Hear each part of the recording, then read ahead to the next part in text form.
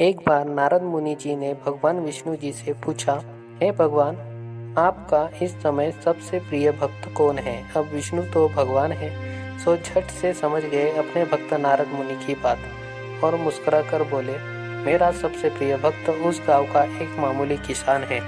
यह सुनकर नारद मुनि जी थोड़ा निराश हुए और फिर से एक प्रश्न किया, हे भगवान, आपका बड़ा भक्त तो मैं हूँ, तो फिर सबसे प्रिय क्यों नहीं। भगवान विष्णु जी ने नारद मुनि जी से कहा, इसका तो जवाब तुम खुद ही दोगे। जाओ, एक दिन उसके घर रहो और फिर सारी बात मुझे बताना। नारद मुनि जी सुबह सवेरे मुंह अंधेरे उस किसान के घर पहुंचे। देखा, अभी अभी किसान जागा है और उसने अब से पहले अपने जानवरों को चारा वगैरह दिया।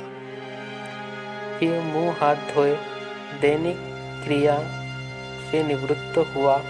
जल्दी जल्दी भगवान का नाम लिया, रूखी सूखी रोटी खाकर जल्दी जल्दी अपने खेतों पर चला गया। सारा दिन खेतों पे काम किया और शाम को वापस घर आया। जानवरों को अपनी अपनी जगह बांधा, उन्हें चारा पानी डाला, हाथ पांव धोए, कुल्ला किया, फिर थोड़ी देर भगवान का नाम लिया। फिर परिवार के संग बैठकर खाना खाया और कुछ बातें की और फिर सो गया।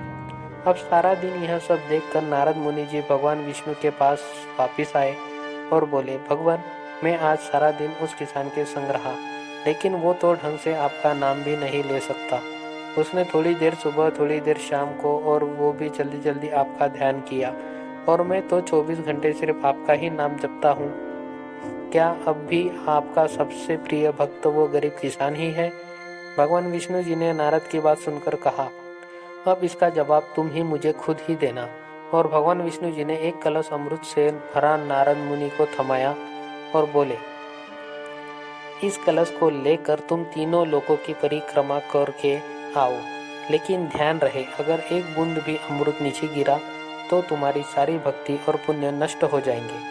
नारद मुनि तीनों लोकों की परिक्रमा करके जब भगवान विष्णु के पास आए तो खुश होकर बोले, भगवान, मैंने एक बूंद भी अमृत नीचे नहीं गिरने दिया। विष्णु भगवान ने पूछा, और इस दौरान तुमने मेरा नाम कितनी बार लिया, मेरा स्मरण कितनी बार किया। तो नारद बोले, अरे भगवान जी, मेरा तो सारा ध्यान इस अमृत पर था, फिर आपका ध्यान कैसे करता। भगवान विष्णु ने कहा, हे नारद, देखो, उस किसान का वो अपना कर्म करते हुए भी नियमित रूप से मेरा स्मरण करता है, क्योंकि जो अपना कर्म करते हुए भी मेरा जाप करे वही मेरा सबसे प्रिय भक्त हुआ। तुम तो सारे दिन खाली बैठे ही जप करते हो, और जब तुम्हें कर्म दिया तो मेरे लिए तुम्हारे पास समय भी नहीं था।